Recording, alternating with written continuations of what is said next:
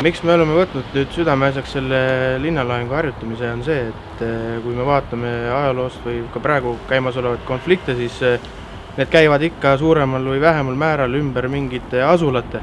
Tihtipeale just nende asulate nimedega seotaksegi lahingute liine ja kulgu.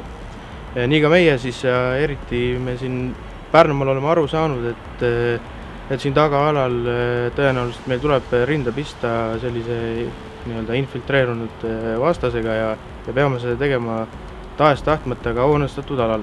Hoonestatud alal tulevad siis võitleja relva käsitsemise ja tegutsemise oskused eriti tihedalt lahinguväljal välja, et tasandeid on veidi rohkem kui siis poolkinnisel või kinnisel maastikul lahinguid pidades. Tuleb vaadata üles maa peale ja ka maa alla ja palju on takistusi ees, mis varjavad seda vaatlust ja annavad siis sellele üksusele, kes on siis kaitsvas või ründavas rollis teatud eripärad selle kinnise poolkinnise maastikuga, et teevad siis lahingu pidamise keerulisemaks ja nõuavad rohkem ressurssi, et pealetungivaid tegevusi teha.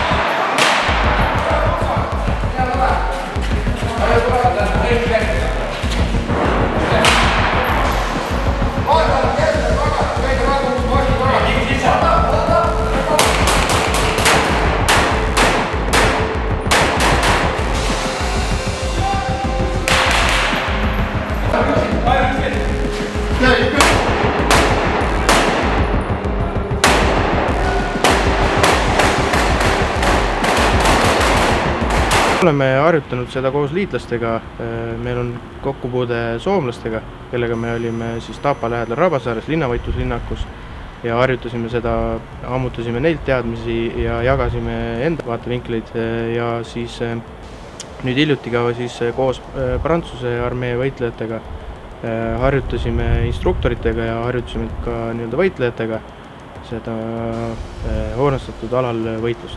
Ja, et väljaõpe prantslaste ja soomlastega on meil olnud pigem kahepoolne, on elemente, milles meie saame neid aidata, me oleme kindlasti ees sellises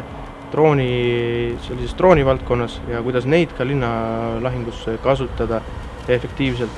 Ja samamoodi siis on erinevatel armeedel erinevad vaatevinklid asjadele ja siis nemad said meilt enda tööriistakastidesse lahendusi juurde väljakutsetele ja meie samamoodi vastupidi.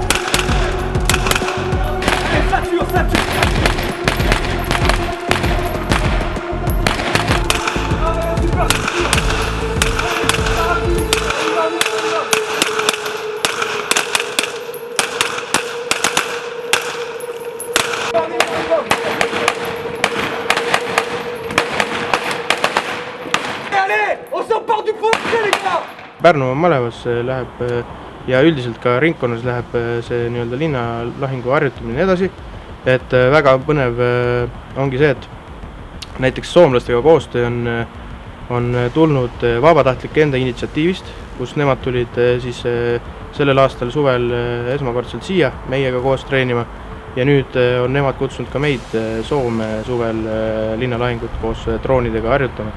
Ja samamoodi Prantsuse armee sõdurid käivad siin rotatsiooni käigus ja juba kevadel on järgmine rotatsioon ja meil juba käib koostöö planeerimine järgmisteks harjutusteks.